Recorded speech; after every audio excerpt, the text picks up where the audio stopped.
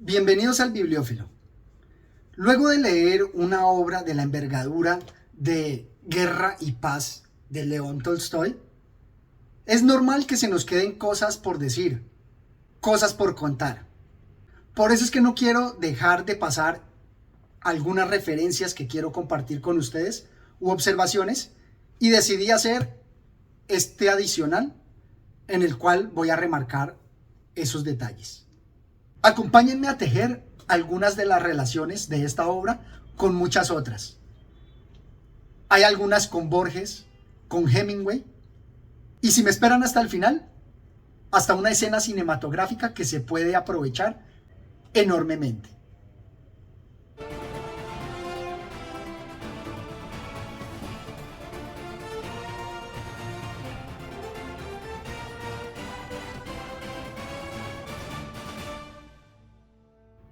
Las referencias más directas están, por supuesto, con otras obras bélicas, como son La roja insignia del valor, de Crane, Lucharon por la patria, de Cholokhov, o Adiós a las armas, de Ernest Hemingway. Pero lo que quiero destacar aquí es principalmente la imagen antes de la batalla, cuando él dice que se ve en esos espacios y que cruzar el espacio es como ir al más allá. Me parece de gran profundidad. Constituye una imagen inolvidable. Con La roja insignia del valor, me gusta cómo destaca los elementos de los personajes cuando se deciden actuar. La misma situación de Henry en La roja insignia del valor. Por otro lado, también tenemos el desencantamiento que hay con algunas palabras y conceptos rimbombantes del honor y la gloria que luego de la guerra van perdiendo su lustre. Tal como lo habíamos visto también en Por quién doblan las campanas de Hemingway. Acá nos dice: finalmente pensó que todas esas palabras de honor eran cosas convencionales, sin ningún sentido concreto, sobre todo teniendo en cuenta que es posible que uno muera mañana o que le suceda cualquier cosa tan inesperada que anule por completo el honor y el deshonor. Obviamente, al tratar de las palabras del honor, también tenemos lo que analizábamos en Madera de Héroe de Miguel Delibes, donde también veíamos esos aspectos principales sobre los conceptos que se vuelven generales y no concretos. Siguiendo la línea bélica, aquí hay un pasaje que me recordó enormemente un análisis que hacíamos de Adiós a las armas de Ernest Hemingway, destacando la importancia que tenía la figura del abuelo en los personajes de Hemingway. Y aquí se encuentra algo similar. Dice así: ahora despídete. Le dio su mano a besar a su hijo y le abrazó. Solo recuerda, príncipe Andrei, que si te matan a mí, anciano, me será muy doloroso. Cayó inesperadamente y después continuó con voz chillona. Pero si me entero de que no te has comportado como el hijo de Nikolai Bolkonsky, me avergonzaré. Esta imagen me destaca mucho la figura del abuelo en el teniente Henry de Adiós a las armas, porque Hemingway también tiene detrás como el recuerdo de su abuelo para todas las descripciones y participaciones en las batallas que nos presenta, recordándonos que el valor es un concepto social, así como lo veíamos en el poema del Gilgamesh, donde lo que se quiere emular de estos valores es para difundirlo en la sociedad. Por eso no importa lo que uno tenga en su mente, los motivos personales, sino más el resultado general.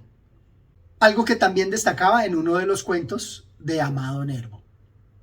Ahora bien, hablando de Amado Nervo, también encontré una reflexión similar a aquella en la que decíamos que la reflexión es un lujo. Aquí nos dice así: la tradición bíblica dice que la falta de trabajo, la ociosidad, era la condición para la beatitud del primer hombre antes de su caída. El amor a la ociosidad sigue siendo el mismo en el hombre caído, aunque la maldición sigue pesando sobre él, no solo porque tengamos que ganarnos el pan con el sudor de nuestra frente, sino porque no podemos mantenernos ociosos y estar tranquilos. me gusta ver constatadas todas mis reflexiones en otras obras, en otros autores. En esta en particular, en que miremos que la ociosidad y la reflexión son un lujo, o aquí en palabras bíblicas, son la gracia de la cual unos pocos son los privilegiados que pueden gozarla. Siguiendo con las referencias que se me crean, destaco también los personajes femeninos que son de gran importancia. Y así como lo veíamos en Crimen y Castigo, son como esos ángeles que les permiten a los hombres redimirse y abrazar la religiosidad. Aquí lo vemos en un ejemplo. Aún contra tu voluntad, Él te salvará y te perdonará y te acogerá en su seno, porque solo en Él se halla la verdad y la paz, dijo ella con la voz temblorosa a causa de la pena y sosteniendo ante su hermano, con ambas manos y gesto solemne, una antigua imagen oval del Salvador, con el rostro negro, marco y cadena de plata finamente trabajada. Se santiguó, besó la imagen y se la dio a André. Me parece muy importante esta referencia porque normalmente se coloca a la mujer como la causa de la tentación, la que hizo caer a Adán. Pero me gusta enormemente encontrar a nivel literario cómo ellas también son la fuente de la redención. Lo veíamos en la obra de Crimen y Castigo, o incluso en los otros arquetipos que destacábamos, en Los sótanos del Vaticano, de André Gide, o en uno de los cuentos de Paul Hayes. De verdad que me gusta encontrar muchas relaciones en las obras. Aquí, por ejemplo, se me destaca la filosofía de Rabindranath Tagore, las imágenes poéticas, donde nos dice que también dentro de las cosas mínimas, dentro del día a día, está la salvación. Y acá nos dice lo mismo. Al contrario, querido mío, solamente en medio de las preocupaciones mundanas lograremos alcanzar los tres fines principales. 1. Conocerse a uno mismo, ya que el hombre puede conocerse a sí mismo únicamente a través de la comparación con los demás. 2. La perfección, ya que solo se obtiene mediante la lucha. Y 3. Lo esencial, el amor a la muerte. Con estas referencias me parece que los autores se apoyan unos a otros. Y también esta gran red de la cultura que armamos, este mapa mental donde unimos obras, hacen que podamos recordarlas y extractar lo mejor de ellas. Y es que me parece que con León Tolstoy también hay gran afinidad con ese pensamiento místico, ya que hace hablar a los animales, a los paisajes y a los árboles. Y por eso surgen esas relaciones con Tagore, o como acá un contraejemplo para Juan Ramón Jiménez, donde veíamos en el video de él que destacaba tanto la poesía, incluso más que otras actividades del hombre. Y aquí León Tolstoy apoya el argumento donde yo indicaba que si bien la literatura es importante, no lo es todo. Aquí lo dice de forma muy categórica. Todos se levantaron, demostrando que la comida es más importante que los versos. Este argumento ratifica lo que yo había criticado en la antología del ganador del premio Nobel. Indudablemente, un autor de esta categoría tiene que inspirar a muchos otros. Aquí encuentro algunos pasajes que tal vez pudieron ser fuente de inspiración, por ejemplo, para Fernando Vallejo, en La Virgen de los Sicarios, porque también nos pone a Dios como el autor intelectual de muchos crímenes. Dice así: el dolor te lo ha causado él y no las personas. Las personas son sus armas, ellas no son las culpables. Si te parece que alguien es culpable frente a ti, olvídalo y perdona. Por amor de Dios, Andrei, no te vengues en nadie. El ver a los hombres como esas armas de Dios me llevó directamente a la obra de Vallejo. Otra inspiración que logro detectar es con el gran Jorge Luis Borges.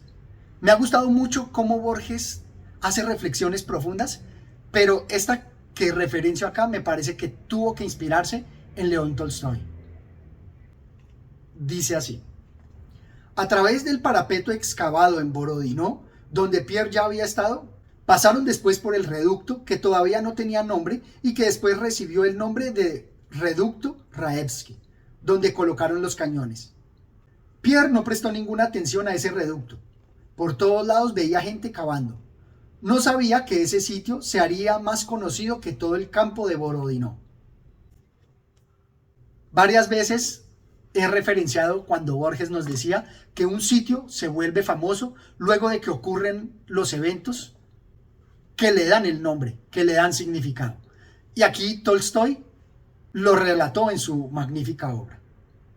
De modo que tuvo que haber sido fuente de inspiración para estos otros autores. Finalmente, quiero compartir con ustedes una gran imagen cinematográfica que se nos presenta. Creo que los directores habrán usado alguna que otra vez una escena similar. Dice así: en todos ellos se reflejó el miedo y la perplejidad. El príncipe Andrei, como reflejado en un espejo, vio en sus rostros lo que sucedía más adelante. ¡Es el enemigo! Me gusta esta imagen porque en el espejo yo logro ver más bien que en las pupilas ve el reflejo del espejo y es como si la cámara se fuera acercando a la pupila y viéndolo en sus interlocutores logra ver todo el campo de batalla, logra ver la acción. ¡Qué imagen cinematográfica que se puede explotar! Estas son algunas de las referencias que quería compartir con ustedes.